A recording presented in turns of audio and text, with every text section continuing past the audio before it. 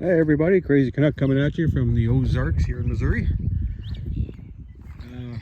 Got this, what used to be a market garden all worked up.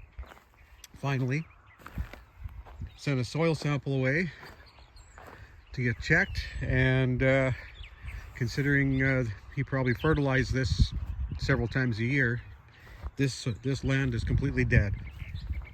The aerobic zone is pretty much at the surface. It hits 350 psi on the penetrometer, less than an inch in. Working it up, there's no earthworms. There's nothing. pH is 6.1. Obviously needs calcium, phosphorus. Pretty much needs everything. So I'll take you along on a ride to build some soil. So here I've got a whole bunch of volunteer garlic from when this was a market garden. Like, there's a lot of it here. So I'm going to dig it all up and transfer it into rows over here. I got some what they call peat humus soil. Basically it's like compost with sand in it. But it's better than nothing to start with. So I'm going to work that in. And then over there I've got wood chips that were dumped off here a couple of years ago, and they're pretty well rotted. So I'm going to sprinkle that on top, work that in, and that's what I'm going to start with. So once I get that all worked in and get the garlic planted, the rest of this I'm going to get a mixture of some calcium, the usual, phosphorus, sugar, molasses, maybe some fish fertilizer, and start bringing this soil back to life. But that'll be it for now. I'll bring you back when I've done some of this work. So the first step, besides working it all up, because this stuff is hard like a rock, I put in some topsoil mixed with some ashes, charcoal, and then some of the wood chips that have been composting for the last couple of years. I put that on and worked it in. That'll be kind of a first stage. Keep doing that as long as I'm planting the garden here. Now, I transplanted some garlic that was growing here for the last I don't know how many years. And that's how bad the soil is. It won't even grow.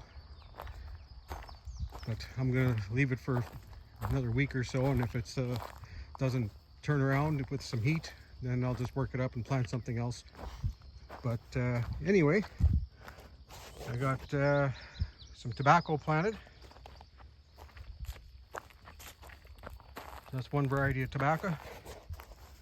And then some pumpkins. And one gray zucchini, and we got some what are these? Oh, these are sunflowers. Okay, those are sunflowers. And then some of the rare grains and tomatoes, some more tomatoes, some more rare grains, some more tomatoes, peppers, tomatoes, peppers, tomatoes, peppers, and some tomatoes. And over here is an elderberry bush.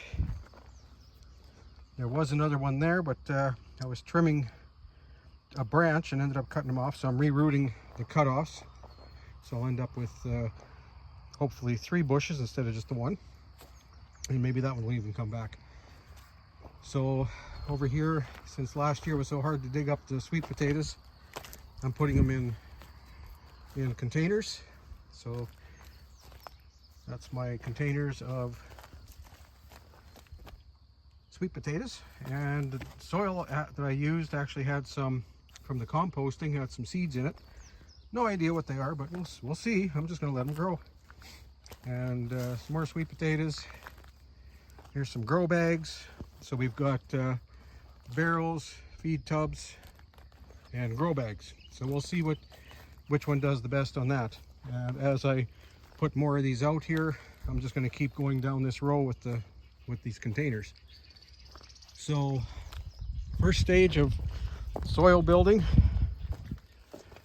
and I'm going to carry on and hopefully can get all this worked up this year, and hopefully in a couple of years it'll actually be worth growing something in.